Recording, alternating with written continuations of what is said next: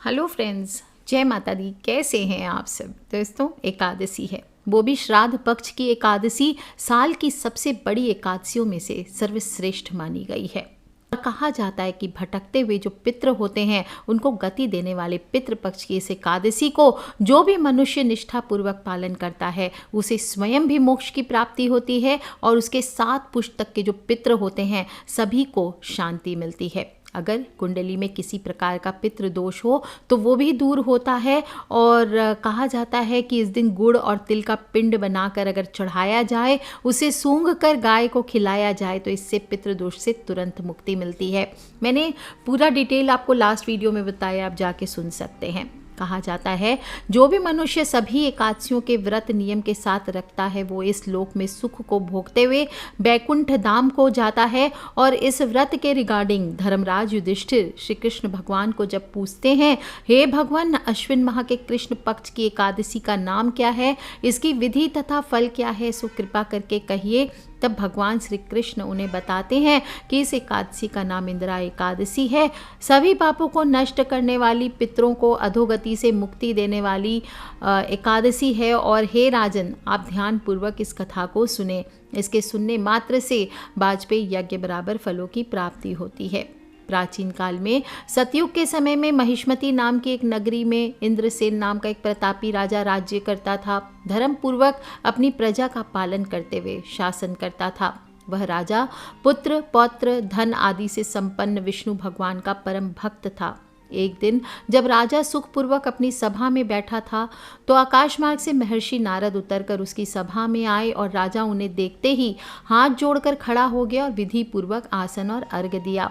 सुख से बैठकर मुनि ने राजा से पूछा, हे राजन, आपके 7 अंग कुशल पूर्वक तो हैं, तुम्हारी बुद्धि धर्म में और तुम्हारा मन विष्णु भक्ति में तो रहता है। देवर्षि नारद की ऐसी बातें सुनकर राजा ने कहा, हे महर्षि, आपकी कृपा से मेरे राज्य में सब कुशल हैं तथा मेरे यहाँ यज्ञ कर्म आदि सुकृत हो रहे हैं। आप कृपा करके अपने आगमन का कारण बताइए। तब ऋषि कहने लगे, हे राजन, आप आश्चर्य देने वाले मेरे वचनों को सुने। मैं एक समय ब्रह्मलोक से यमलोक को गया। वहाँ श्रद्धापूर्वक यमराज से पूजित होकर मैंने धर्मशील और सत्यवान धर्मराज की प्रशंसा की। उसी यमराज की सभा में महान ज्ञानी और धर्मात्मा तुम्हारे पिता को एकादशी का व्रत भंग होने के कारण देखा। उन्होंने संदेशा दिया, सो मैं तुम्हें कहता हूँ, ध्यान से सुनो। उन्होंने कहा कि पूर्व जन्म में कोई विघ्न हो जाने के कारण मैं यमराज के निकट रह रहा हूँ। सो हे पुत्र, यदि तुम अश्विन माह के कृष्ण पक्ष की इंदिरा एकादशी का व्रत मेरे निमित्त करो तो मुझे स्वर्ग की प्राप्ति हो सकती है। और इतना सुनकर राजा रुदन करने लगे, कहने लगे, हे महर्षि, आप इस व्रत की विधि मुझसे कहिए। नारद जी कहने लगे, अश्विन माह के कृष्ण पक्ष की दशमी के दिन प्रातःकाल श्रद्धा पूर्वक स्नान आदि से निवृत्त होकर पुनः दोपहर को नदी आदि में जाकर स्नान करें। फिर श्रद्धा पूर्व पितरों का श्राद्ध करें और एक बार भोजन करें। प्रातःकाल होने पर एकादशी के दिन दातून आदि करके स्नान करें। फिर व्रत के नियमों को भक्ति पूर्वक ग्रहण करते हुए प्रतिज्ञा करें कि आज मैं संपूर्ण भोगों को त्याग कर निराहार एकादशी का व्रत करूंगा।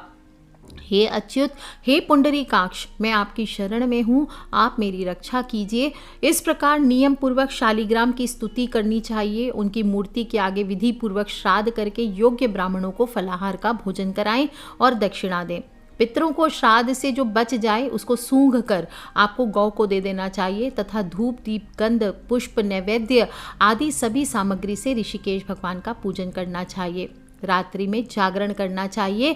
इसके पश्चात द्वादशी के दिन प्रातःकाल होने पर भगवान का पूजन करके ब्राह्मणों को भोजन कराएं। भाई बंधुओं, स्त्री और पुत्र सहित आप भी मौन रहकर भोजन करें। और नारद जी कहने लगे कि हे राजन, इस विधि से यदि तुम आलस्य रहित होकर इस एकादशी का व्रत करोगे तो तुम्हारे पिता अवश्य ही स्वर्ग लोक को जाएंगे। और इतना कहकर नारद जी अंतर्ध्यान हो गए।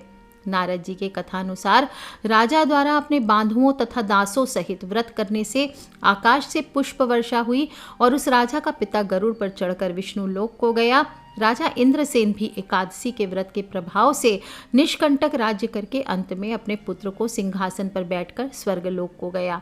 हे युधिष्ठिर, यह इंदिरा एकादशी के व्रत का महात्म्य मैंने तुमसे कहा है और इसको पढ़ने वाले, सुनने वाले सभी मनुष्य सब पापों से छूट जाते हैं और सब प्रकार के भोगों को भोग कर बैकुंठ को प्राप्त करते हैं। बोलिए श्री कृष्णचंद्र भगवान की जय, विष्णु भगवान की जय। इस बार ये एकादशी का व्रत प्रारंभ हो रहा है 1 अक्टूबर को रात में 11:03 पर और समाप्ति होगी 2 अक्टूबर को रात को 11:10 पर। जो लोग भी व्रत का पारण करेंगे 3 अक्टूबर को करेंगे सुबह 6:15 बजे से लेकर 8:37 तक, और सिद्धि योग है इस दिन शाम को 5:47 तक। उसके बाद साध्य योग प्रारंभ हो जाएगा और राहु काल सुबह 9:12 से लेकर 10:41 तक है। तो राहु काल में पूजन नहीं करना है, ये बात का ध्यान रखना है। घर की दक्षिण दिशा में इस दिन सफ़ेद कपड़ा बिछाकर, बाकी दिन जैसे हम विष्णु भगवान की पूजा करते हैं, जो पितृपक्ष की एकादशी होती है इसमें थोड़ा अलग होता है। इस एकादशी पर आपको उत्तर या पूर्व दिशा में पूजन नहीं करना होता है। दक्षिण दिशा में आपको पाटिया लगा करके सफ़ेद कपड़ा बिछा दीजिए, उस पर विष्णु भगवान की मूर्ति या शालिग्राम जी का विग्रह है या पितृ यंत्र है या पितृ के चित्र रख सकते हैं, या फिर शिव जी की शिवलिंग रख सकते हैं या शिव जी की फ़ोटो आदि रख सकते हैं। और साथ में आप कलश जरूर स्थापित करें। एक कलश ले लीजिए, उसमें गंगा जल व दूध, सुपारी, हल्दी, सिक्के थोड़ा डाल के कलश के मुख पर अशोक के पत्ते रख करके उस पर नारियल रख दीजिए और विधिवत पूजन कर लीजिए। शुद्ध घी का दीपक कीजिए, चंदन की अगरबत्ती जलाइए, चंदन चढ़ाइए, सभी देवी देवता को, पितृ को चंदन चढ़ाइए, खुद के भी फॉरहेड पर चंदन का तिलक करें। सफ़ेद फूल इस दिन चढ़ाए जाते हैं, 11 सफ़ेद फूल चढ़ाने चाहिए, और नहीं तो गुलाब के फूल भी आप चढ़ा सकते हैं। और साबूदाने की खीर का भोग लगाइए। 11 केले भी इस दिन चढ़ाए जाते हैं, 1 नारियल चढ़ाया जाता है। जो नारियल रहेगा वो चढ़ा करके उसका जल प्रसाद के तौर पर सबको बांटा जाता है, और जो केले रहेंगे उसका दान कर दिया जाता है। और ध्यान रखना है कि जो चंदन रहेगा उससे बाद में आप अपने वर्क प्लेस पर या घर के मुख्य द्वार पर उससे आपको स्वस्तिक बनाना चाहिए। और पित्त के निमित्त इस दिन तिल से उपाय करना चाहिए।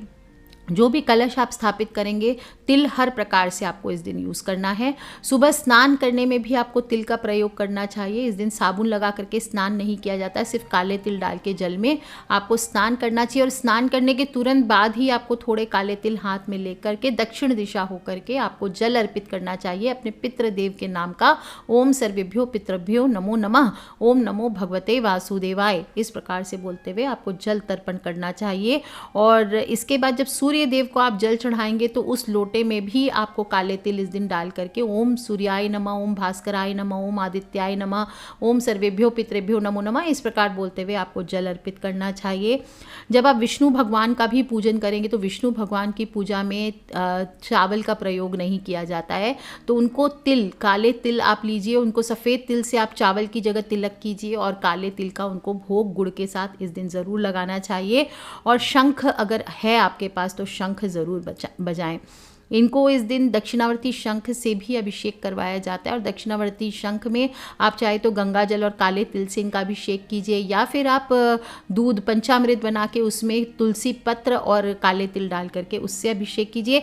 ये सभी आपको पितृदोष से मुक्ति दिलाते हैं। बड़ा से बड़ा कर्ज आपके जीवन में चढ़ा है, धन की समस्या है, उसको दूर करता है, कर्ज मुक्ति कराता है। और कहा जाता है कि इस प्रकार से विष्णु भगवान का इस दिन अभिषेक करने से आपके जीवन की सभी प्रकार की कठिनाइयाँ दूर होती है। और जब भी आप इस दिन जो भी भोग आदि लगाएंगे, भोग में आप चाहे तो ताल मखाने की खीर लगाइए, आप चाहे तो कोई और चीज़, काले तिल के लड्डू लगा सकते हैं भोग में, या सफ़ेद तिल के लड्डू लगा सकते हैं। इस प्रकार से इस दिन आपको भोग आदि लगाना चाहिए, सफ़ेद मिठाई आदि लगा सकते हैं।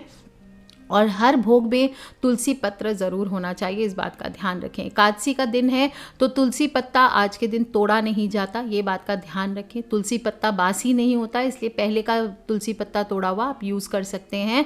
और तुलसी पे शाम के समय आपको तुलसी पूजन ज़रूर करना चाहिए। कैसे करेंगे? जल नहीं चढ़ाना है, सिर्फ दीपक जला करके उसकी 7 या 11 परिक्रमा कीजिए और ओम सर्वेभ्यो पितृभ्यो नमो नमः, ओम श्री विष्णवे नमः, इस प्रकार से बोलते हुए, या ओम नमो नारायणाय, ओम नमो भगवते वासुदेवाय, किसी भी एक मंत्र को बोलते हुए आपको 7, 11, 21 परिक्रमा करनी चाहिए। और आज का स्पेशल मंत्र होता है ओम विष्णवे मुक्ता नाम परम गतये नमः। जो लोग भी पूजन करना चाहते हैं कलश स्थापित करते वक्त इस मंत्र को आप ज़्यादा से ज़्यादा जप कीजिए, आपकी बहुत सारी कठिनाइयाँ दूर होगी। इस दिन आपको जो लोग भी श्राद्ध करना चाहते हैं तो विष्णु भगवान का सुबह पूजन करने के बाद आप थोड़ा सा तर्पण भी करें। ऐसा करने से भी दुर्भाग्य नष्ट होता है और कहा जाता है किसी प्रकार के पितृ दोष हैं वो धीरे धीरे खत्म होते हैं, किसी प्रकार के रोग दोष हैं तो वो खत्म होते हैं, और आप देखेंगे दिन पर दिन आपकी जो भी शनि देव की भी अगर समस्या आदि है तो वो भी कम हो जाती है। आपका दिन दुनी रात चौगुनी आपकी उन्नति होने लगती है। दोस्तों, दान के बिना तो कोई भी त्यौहार हमारा अधूरा माना जाता है, और पितृपक्ष में जो पितृपक्ष की जो श्राद्ध एकादशी आई है इसमें आपको पारण करने के बाद दान जरूर करना चाहिए। और दान में काले तिल, लोहा, सोना, कपास, नमक, सप्तधान, भूमि और गौ का दान शुभ माना गया है। ये अष्ट महादान कहलाते हैं। इससे घर में समृद्धि आती है, और इस दिन आपको ब्राह्मणों को दान जब देंगे तो उसमें थोड़े से काले तिल आपको ज़रूर देने चाहिए, और इस दिन उन्हें बिठाकर उनके पैर धोने चाहिए। इससे भी आपके पूर्वज प्रसन्न होते हैं और कुंडली में दोषों का प्रभाव कम हो जाता है। दोस्तों, शाम के समय इस दिन आपको अपने घर के दक्षिण दिशा में या घर की चौखट पर आपको एक तेल का दिया ज़रूर जलाना चाहिए। तेल आप तिल का लीजिए या सरसों का तेल लीजिए और 4 दीपक आप जलाइए और उसमें आप सब में काले तिल ज़रूर डालें। पितृ से प्रार्थना करें कि पितृ पक्ष का ये जो एकादशी है, ये जो आने वाली जो अमावस्या तिथि है, इस तक जो भी कठिनाइयां हैं आपके इन 4-5 दिनों में आपके जीवन से पूरी तरह से दूर कर दे, और सभी सदस्यों का आशीर्वाद मांगें आप, क्योंकि पितृपक्ष की जो अमावस्या आएगी उस दिन फिर पितृ जो होते हैं वो वापस अपने लोक को चले जाते हैं। इसलिए इससे पहले उनसे जी से सच्चे दिल से प्रार्थना करें कि हे पितृदेव, हे पितरानी महारानी, आप हमारे दोषों को क्षमा कीजिए, हमसे कोई भूल चूक हुई है जाने अनजाने उसे आप क्षमा कीजिए और आप हमें आशीर्वाद प्रदान करके अपने लोक को जाइए। एकादशी का दिन है तो कुछ बातों का आपको ध्यान भी रखना चाहिए, नहीं तो हमारी पूजा असफल हो जाती है। एक तो इस दिन अन्न का सेवन नहीं किया जाता, चावल, जौ ये तो सर्वथा, और नमक ये तो सर्वथा निषेध होता है, इस दिन खाने ही नहीं चाहिए। कुछ लोग पूछते हैं गेहूं खा सकते हैं, तो बिल्कुल खाइए, गेहूं आप खा सकते हैं। अगर आप फलाहार नहीं कर सकते तो एक समय आप सात्विक भोजन कर सकते हैं, उसमें गेहूं आप यूज़ कर सकते हैं। और इस दिन आपको बैंगन, प्याज, लहसुन, कुल्फ़ा, सेम, फली इत्यादि ये सब चीज़ें नहीं खानी चाहिए। इस दिन आपको ड्रिंक्स आदि, किसी प्रकार का नशा आदि भी नहीं करना चाहिए, नॉनवेज आदि नहीं खाना चाहिए। और इस दिन अपने स्नान के जल में थोड़े से काले तिल डाल करके स्नान करने चाहिए, और स्नान करके शुद्ध हल्के रंग के वस्त्र पहनने चाहिए।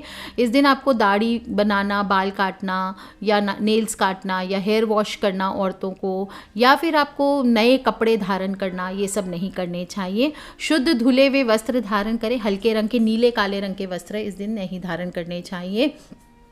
जैसे आप अपने वस्त्र आदि का ध्यान रखेंगे इसी प्रकार से आपको अपने स्वभाव का भी ध्यान रखना चाहिए। किसी पर गुस्सा ना करें, लड़ाई झगड़ा ना करें, क्रोध ना करें, मारपीट ना करें, चुगली बुराई आदि ना करें, किसी की चीज़ें चोरी ना करें। इस प्रकार के छोटे छोटे जो व्यवहारिक चीज़ें हैं इनका आपको ध्यान रखना चाहिए। कोई दरवाजे पर आ जाए तो उसका अपमान न करें, कोई जानवर आदि भी आ जाए तो उसे झाड़ू आदि से ना मारें। इस प्रकार से ध्यान रखें। और पति पत्नी दोनों इस दिन ब्रह्मचर्य का पालन करते हुए भगवान की सेवा भावना से भजन कीर्तन करते हुए पूरा दिन व्यतीत करें, और रात्रि को भी जागरण करते हुए आपको अगले दिन पारण करने के बाद भोजन करना चाहिए। दोस्तों, एकादशी का दिन है, पारण का बहुत महत्व होता है। कुछ लोग समझते नहीं, एकादशी का व्रत करते और अगले दिन सुबह उठते ही चाय पानी पी लिया, खा लिया, कोई कि कल तो फास्ट किया था, या रात को ही 12 बजे के बाद खा लेते हैं। ऐसा नहीं करना चाहिए। आपको अगले दिन सूर्योदय तक इंतजार करना चाहिए, और जो पारण मुहूर्त मैंने बताया है सुबह 8:17 तक का, तो उसके पहले आप पारण कर लें, यानी कि वापस से स्नान करके विष्णु भगवान का पूजन करके किसी गरीब को या ब्राह्मण को, सुपात्र ब्राह्मण को दान दक्षिणा दे करके फिर आपको भोजन करना चाहिए।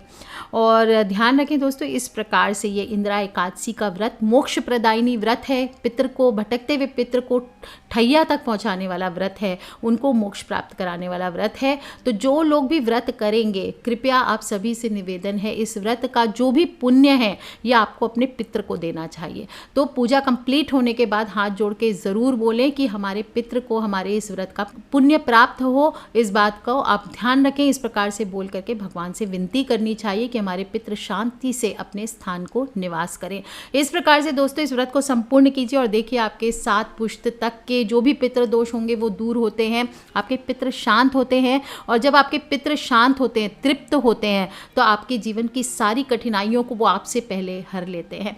तो कर लीजिए उपाय दोस्तों, खिलखिलाते रहिए, मुस्कुराते रहिए और अपने फ्रेंड्स, फैमिली, मम्मी पापा, भाई बहन, बच्चे सभी लोगों से इसे शेयर ज़रूर कर लें। काले तिल का उपाय इस बार आप सभी को ज़रूर करना है, इसको गलती नहीं करनी है। खिलखिलाते रहे, मुस्कुराते रहे। Take care friends, love you all. जय माता दी, बम बम भोलेनाथ की जय, विष्णु भगवान की जय, लक्ष्मी मैया की।